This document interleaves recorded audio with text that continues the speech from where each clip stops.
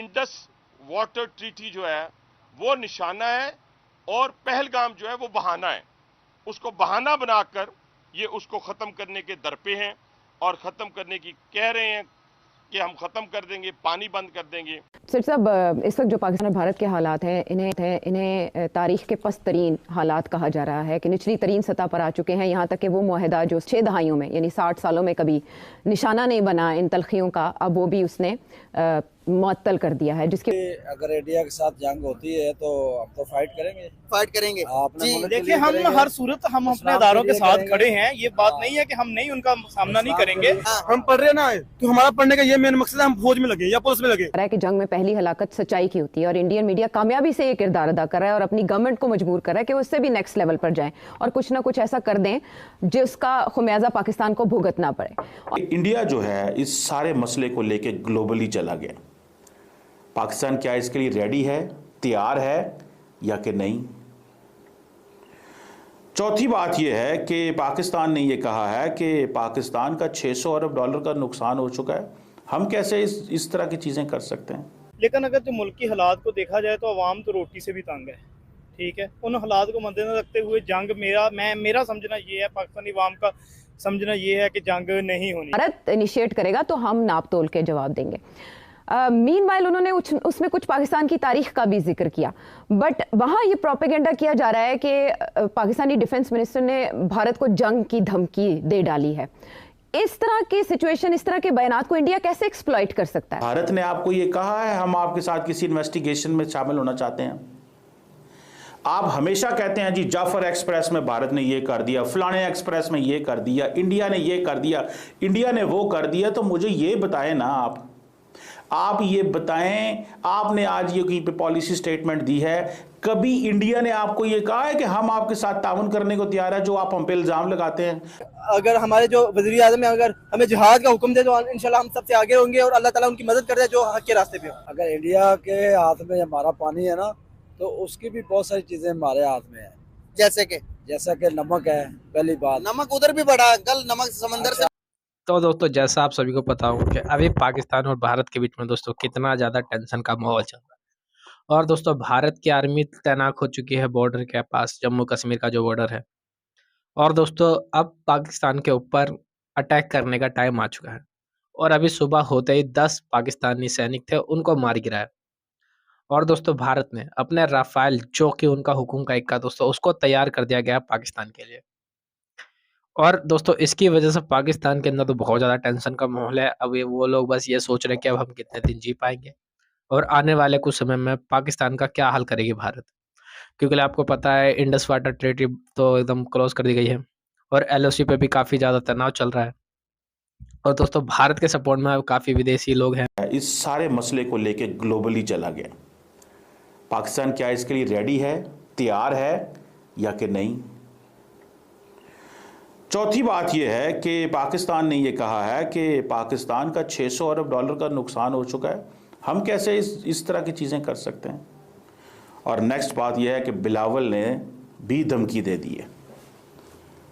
सवाल ये, मैं पहले तो वज़ीर आज़म शहबाज शरीफ साहब की बात पे लेता हूँ कि वज़ीर आज़म शहबाज शरीफ साहब, आपको ये किसने कहा है कि आप ऑफ़र कराएं कि आप न्यूट्रल वेन्यू पे लेके जाएंगे? आप पाकिस्तान के वज़ीर आज़म हैं, आप बड़े इंपॉर्टेंट हैं हमारे लिए, आप हमारे सर पे आंखों का ताज है। क्या कभी भारत ने आपको ये कहा है हम आपके साथ किसी इन्वेस्टिगेशन में शामिल होना चाहते हैं? आप हमेशा कहते हैं जी जाफर एक्सप्रेस में भारत ने ये कर दिया, फलाने एक्सप्रेस में ये कर दिया, इंडिया ने ये कर दिया, इंडिया ने वो कर दिया। तो मुझे ये बताएं ना, आप ये बताएं, आपने आज ये कहीं पे पॉलिसी स्टेटमेंट दी है, कभी इंडिया ने आपको ये कहा है कि हम आपके साथ ताउन करने को तैयार है, जो आप हम पे इल्जाम लगाते हैं? आप उनकी इस बात में क्यों आ गए हैं कि हम आपको ताउन देने को तैयार हैं? इसका मतलब है आप सरेंडर कर रहे हैं, इसका मतलब है आप उनकी बात मानते हैं, इसका मतलब है जो उनका बयानिया वो ठीक है, जो उनका बयानिया है ठीक है, या फिर आप सिर्फ इंटरनेशनल कम्युनिटी को बताना चाहते हैं ताकि मिलिट्री एस्केलेशन ना हो कि हमने तो दुनिया को कह दिया था कि हम ताउन करना चाहते हैं इनके साथ, लेकिन फिर भी देख लें इन्होंने ये मिलिट्री एस्केलेशन की। मैंने तो अपने वजीर आजम की इस स्टेटमेंट को इंतहाई कमजोर पाया, इंतहाई कमजोर पाया। वजीर आजम साहब तरलियां ना गुजारे नहीं होंगे। You can't live this way. मैं इस बात पे मानता हूं कि पाकिस्तान को चीजों को डिप्लोमेटिकली सॉल्व करना चाहिए, एंगेजमेंट होनी चाहिए, लेकिन यह बात कह देना कि हम आपको ताउन करेंगे अगर न्यूट्रल और ट्रांसपेरेंट प्रोब हो पहलगाम इशू के ऊपर, क्या कभी उन्होंने ये मानी है बात कि हम आपको न्यूट्रल पे ले जाएं हमें? आप कभी उन्होंने कहा? क्या वो मानते हैं इस बात को? उन्होंने तो कभी आपको लिफ्ट भी नहीं कराई इस मामले में। वो तो आपसे पूछते भी नहीं, आप जो मर्जी बोल रहे, वो तो हिलते ही नहीं अपने मुकाम से, वो तो सिंपली रिजेक्ट कर देते हैं। मुझे सिर्फ इतना बताएं कि ये जो आपने स्टेटमेंट जारी की है, ये क्या इंडिया क्या आपको वार्निंग नजर आ रही है? क्या आपको मिलिटरीली एस्केलेट होते नजर आ रहा है? क्या आप दुनिया को पैगाम देना चाहते हैं? मैं तो इंतहाई मायूस हूं, सीधी सी बात करनी चाहिए। मुझे ये बताएं कौन सा एक वाकया, चले जाएं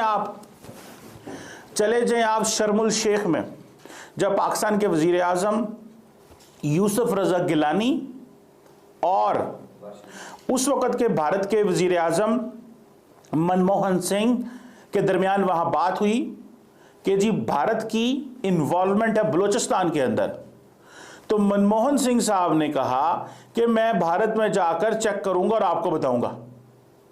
ये बात है 2008 की, मेरा ख्याल 2008 की नहीं, ये बात होगी समवेयर अराउंड 2010-11 की 12 की शायद, इसके करीब की बात है।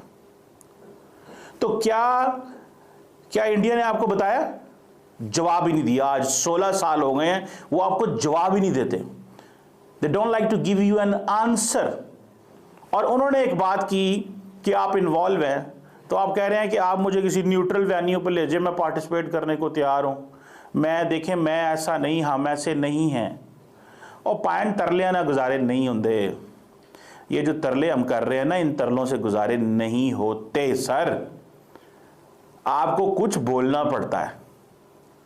या मैं भी ये भी समझता हूं कि इंटरनेशनल ऑडियंस को बताने के लिए कि देखिए पाकिस्तान तो पार्टिसिपेट करने को तैयार था, ये भी एक डीएस्केलेशन का तरीका होता है। पर ये वजीर आजम साहब नहीं कहते आप हमारी इज्जत हैं, आप हमारी शान हैं, आप हमारी जान हैं, आप पाकिस्तान के वजीर आजम हैं। वजीर आजम तो इस तरह हल्की बात नहीं करेगा ना कि हम आपके साथ पार्टिसिपेट करने को तैयार हूं। क्या कभी उन्होंने पार्टिसिपेट किया? कोई एक मुझे वाकया बता